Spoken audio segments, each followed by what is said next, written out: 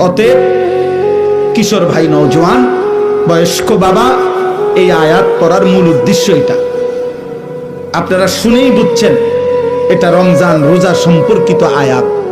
মূলত লম্বা ব্যাখ্যা করার জন্য পড়ি নাই, আমি পড়ছি এই কথাটা বলার জন্য। মহান আল্লাহ পাক রব্বুল আলামিন সারা বছর আমাদেরকে 11 মাস আল্লাহ পাক আমাদেরকে বলে, বান্দা গুনাহ ছাড়ো, গুনাহ ছাড়ো। 11 মাসে আল্লাহ বলছে, বান্দা আমার ইবাদত করো, আমার ইবাদত করো।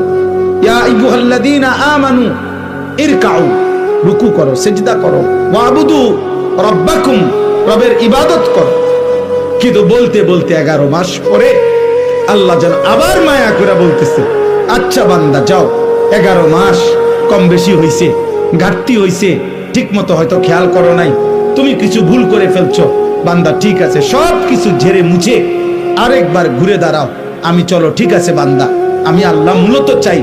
একটা কথা মনে রাখবেন, আল্লাহ মূলত বান্দার ব্যাপারে চায়, আল্লাহর প্রথম চাওয়া বান্দাকে মাফ করে দিতে, আল্লাহর প্রথম চাওয়া বান্দাকে জান্নাত দিতে।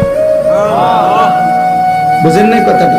মূলত অনেক সময় আছে যে অনেকে ওই যে কথাটাই ঘুরাইতে আছে, মূলত হে রে ফিরতে চাইতে আছে, কারণ কথাটা মিলাইতে পারতেছে না, কিন্তু তার ভিতরে ক্ষোভ হইলো, তার উপরে জিদ উড়ানো, তার মারণ, ক্ষতি করা।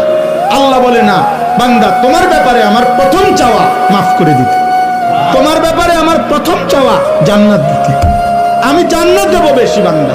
সাবাকাত রাহমাতি আলা গাদাবি, আমার রাগও আছে, আমার রহমতও আছে, কিন্তু আল্লাহ বলছে বান্দা আমার রাগের আগে আমার রহমত চলে,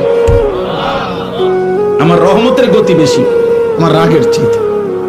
বুজুর্গানে দিন বলছে, মুফাসসিরিনে কেরাম বলছে একটা সহজ কথা, আমি যদি বলি আমার কাছে কিন্তু লাঠি আছে, মায়াও আছে, মনে করেন আমি আমার বাচ্চারে বলে, এই বেটা আমার কাছে মায়াও আছে, আমার কাছে লাঠিও আছে, তো এখানে পার্থক্য কি? আমি যদি তারে মারতে চাই, লাঠি ওইখান থেকে নিতে হবে, কিন্তু আমি যদি তাকে মাফ করতে চাই, মায়া আমার কলিজার ভিতরেই আছে। তো লাঠি নিয়ে মারা এটা দূরত্ব বেশি, কলিজার থেকে মায়া এটা তো কাছে বেশি।